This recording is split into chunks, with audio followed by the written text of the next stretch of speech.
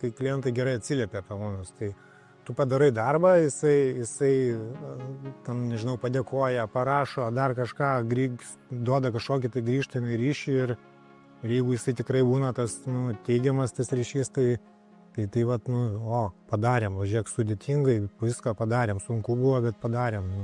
Ir tada jau sekantį kartą kažkokį tai iššūkį įmėsi stipresnį, dar sudėtingesnį, bet žinai, kad jeigu tą padarėm ir tą padarysim, tai vis tiek investuoji, darai kažką dėl to, kad gautųsi kažkas geriau, kokybiškiau, ne dėl to, kad čia, noriu pasistatysiu, ne, tą ten įrengimą, čia tą saloną, čia viskas vis tiek dėl klientų yra. Tikslas galutinis klientas, kad jis būtų laimingas, patenkintas, kad jo neerzintų kažkurie sprendimai, kurie gal yra neergonomiški arba netinkantis.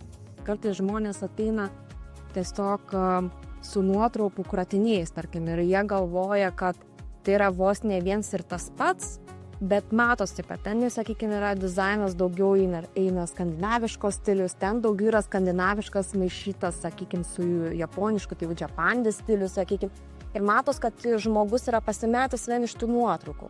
Mes priimam informaciją iš kliento, ją susisteminam, vizualizuojam, pateikiam, apkalbam, bet tą patį mes turim pertikti ir detalizuotojam. Lygiai tą patį, toliau sekančiai iš detalizuotojų pas surinkėjus ir montuotojus ir galutinis rezultatas pas klientą turi ateiti toks, kokį tu aptari pirminiai stadijai.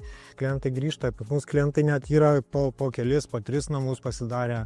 Vieni ten parduoda, nežinau, kažkas pasikeičia, vaikam pastato namus ir girdžiu tokį, dabar nesenai draugas irgi užsisakė pas mumis baldus.